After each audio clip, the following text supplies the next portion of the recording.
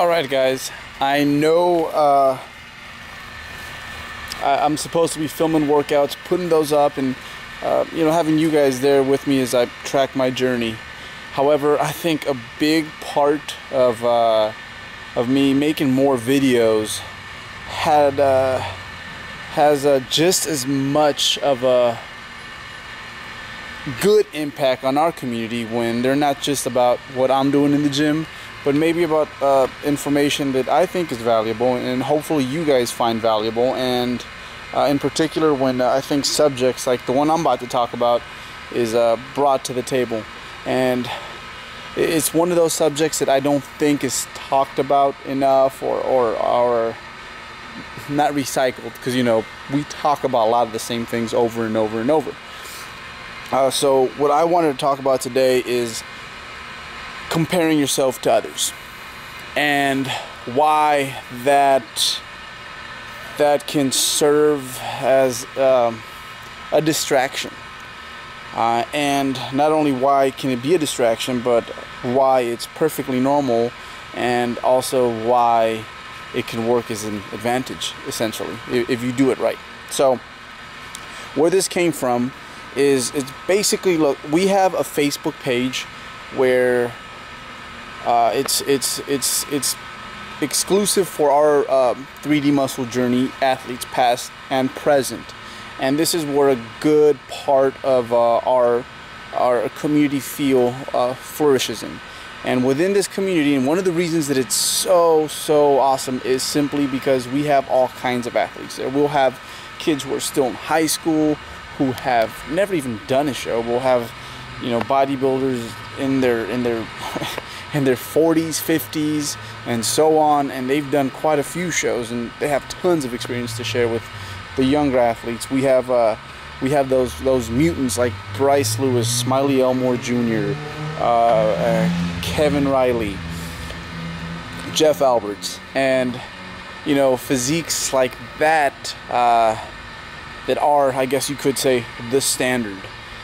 And quite often we'll get, and this is usually the younger guys, I'll get emails from these guys where physiques like them, the more extreme physiques, or the more extreme athletes like a Bryce Lewis,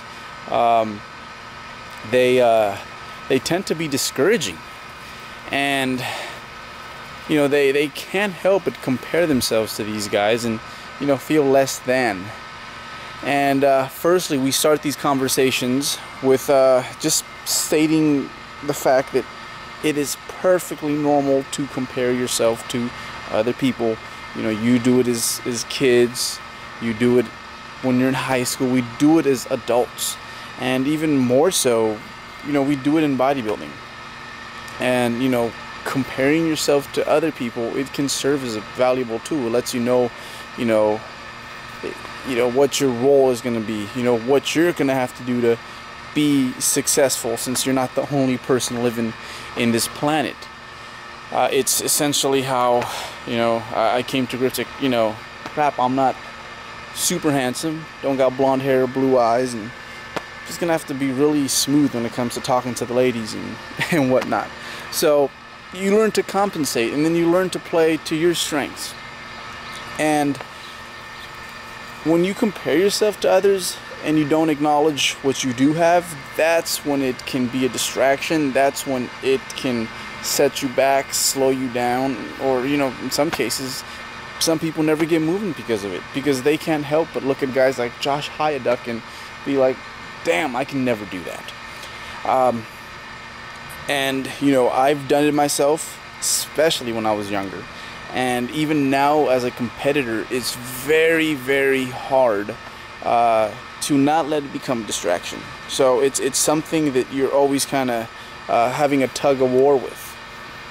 And I guess where I personally felt this at one point, where